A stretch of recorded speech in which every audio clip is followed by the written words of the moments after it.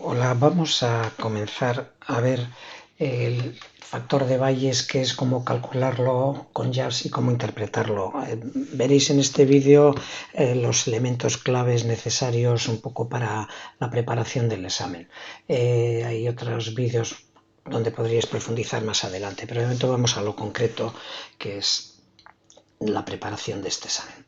Bien, el factor de Bayes en el contexto del contraste de hipótesis que nos puede servir de utilidad para llegar a saber cuál de las hipótesis, la hipótesis nula de no hay diferencias entre grupos, entre chicos y chicas, entre gente que recibe el tratamiento, el placebo, o gente que fuma y no fuma, esa es la hipótesis nula, y la hipótesis alternativa es sí hay diferencias, ¿no? Entre chicos y chicas, entre quien fuma y no fuma, etc., ¿no? Y lo ideal es llegar a un estado en el que podamos ver cuál es la probabilidad de cada una de esas hipótesis y ver cuál de ellas es más probable que sea la cierta, la correcta, ¿no? Y ahí es donde el factor de Bayes nos va a ayudar, además, para también llegar a las conclusiones de qué nivel de confianza tenemos al concluir o pensar que una de las dos hipótesis es más probable que la otra. Bien. El factor de Bayes es un número que se calcula por los programas, con JAS o con otros programas, y que acaba siendo un número. ¿Cómo se interpreta este número? Bien, el factor de Bayes lo que hace es dividir, como veíamos aquí, la probabilidad de una de las hipótesis, de la hipótesis alternativa en este caso, el factor de Bayes 1, 0, dividido por la probabilidad de que sea la verdadera la otra hipótesis, la hipótesis nula. Entonces esta división da un número. Y si la probabilidad de ser verdad de la hipótesis alternativa fuera igual a la de la hipótesis nula, al dividirlas, esas probabilidades nos daría el número 1, que es que no tenemos claro cuál de ellas es más probable. Bien, números por encima del 1 son valores que nos llevan a inclinarnos a favor de la hipótesis alternativa de H1, de que hay diferencias entre los grupos, mientras que números por debajo nos llevan a pensar que es más probable la hipótesis alternativa.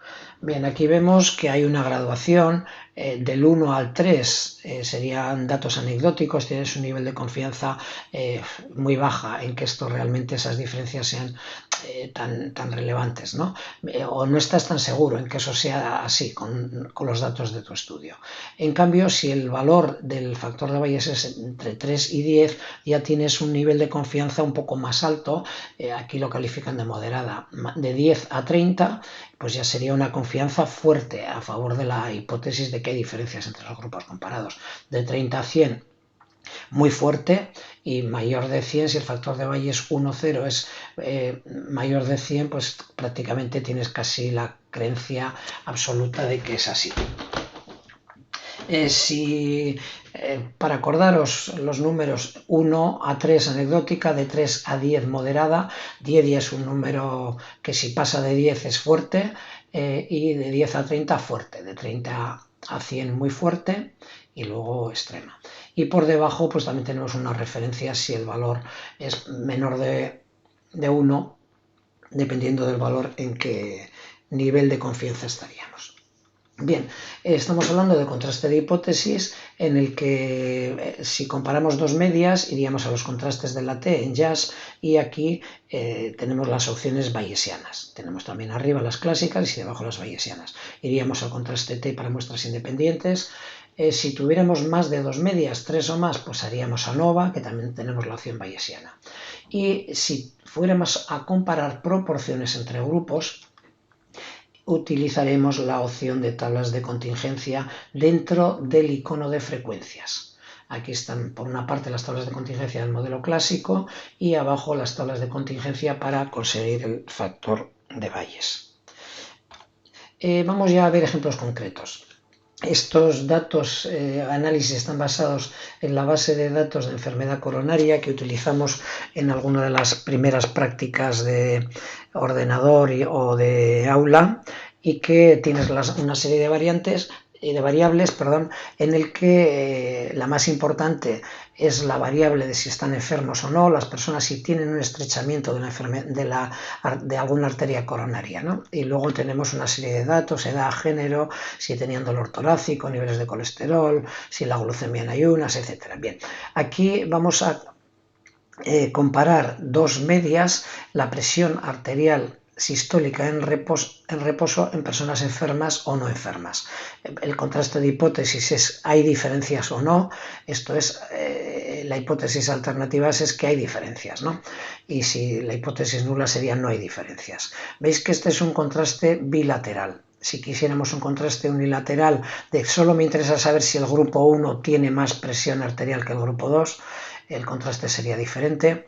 Aquí abajo veis que está cogido el factor de Bayes y 1, 0, que nos va a dividir la probabilidad de la hipótesis alternativa de H1 dividido por la probabilidad de la hipótesis nula de H0.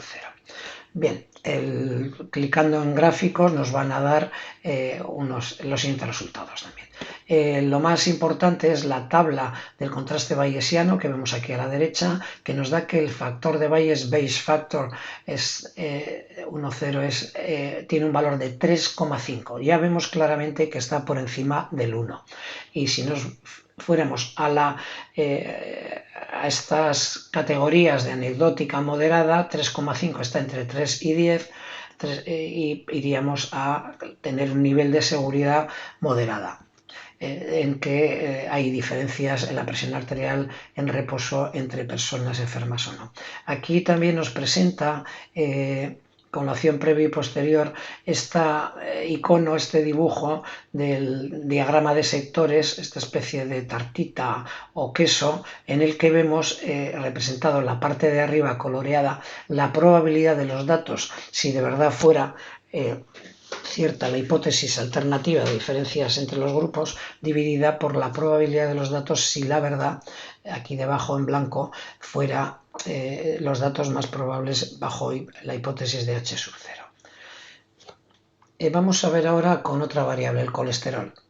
En este caso vemos que el factor de Bayes para el colesterol es de 0,36, 0,4, y bueno, este corresponde a un valor inferior al 1, con lo que diríamos que los datos apoyan más la hipótesis de que no hay diferencias entre los dos grupos.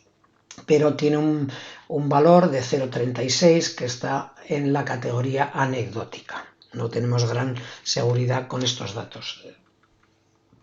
Vamos a ver ahora en las tablas de contingencia bayesianas que os comentaba que servían para hacer comparaciones de proporciones. Esta está en el icono de frecuencias y bueno, aquí hay que tener una cosa en cuenta que es importante, porque si no puede llevar a errores, que es que en las categorías aquí tiene que haber en filas una variable cualitativa y en columnas también una variable cualitativa. Es clave que la variable de filas sea la de los grupos que queremos comparar, mientras que la otra, la de columnas, sea la variable de resultado, ¿no? Queremos saber si hay diferencias en la glucemia entre las personas enfermas o no enfermas. Es importante aquí poner enfermos o no enfermos, o tratamiento, tipo de tratamiento, o sexo o género. Este es el factor o variable que queremos ver qué diferencias hay entre categorías de ese mismo factor. Bien, dando en porcentajes abajo en las celdas, pues nos da la tabla en la que podemos ver los porcentajes de uno y otro grupo. Vemos que la glucemia en ayunas, que en este caso es un factor de mal pronóstico, de menos saludable, pues hay un 15%, un 16% en los enfermos y un 14% en los no enfermos. El factor de Bayes que nos da es un factor de 0,1, que es menor del 1 y que estaría en esta categoría aquí de moderada.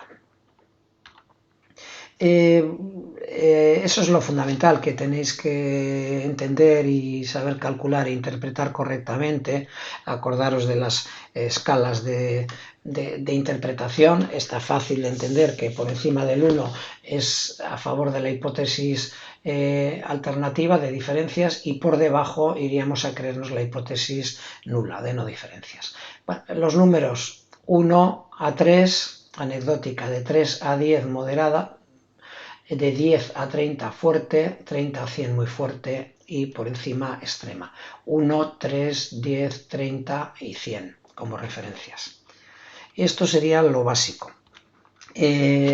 Para que tengáis un poco una idea más de cara al futuro, el pensamiento bayesiano tiene 3 elementos claves, que es la probabilidad a priori, el factor de Bayes y la probabilidad a posteriori, que veremos más adelante. En cualquier caso, estos vídeos los tendréis disponibles en el canal de YouTube. Y bueno, el factor de Bayes está en medio, entre la creencia a priori que tengamos, los cálculos que hacemos con los datos nos dan el factor de Bayes, y teniendo en cuenta la probabilidad a priori y el factor de Bayes, que podríamos calcular la probabilidad a posteriori.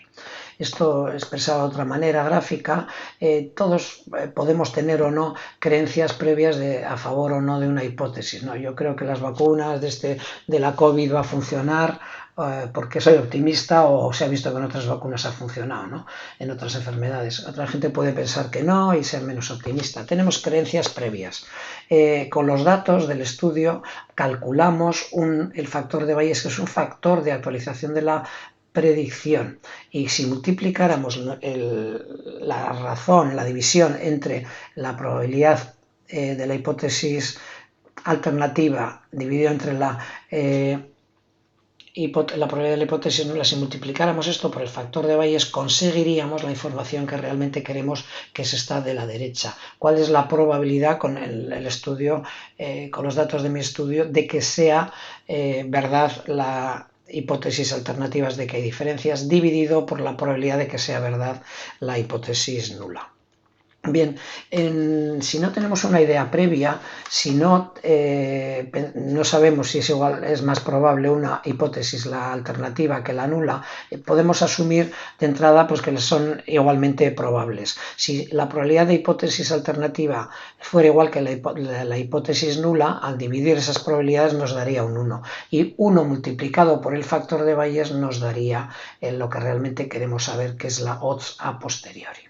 Y así, cuando analizamos los datos de un estudio aislado, la odds a posteriori será igual al factor de Bayes. Por eso, en los ejercicios de análisis de datos asimilamos que el factor de Bayes es igual a la odds a posteriori. Hay más vídeos relacionados con este tema que profundizan, pero que no son necesarios, que veis ahora en el canal de investigación de YouTube. Investigación saludable.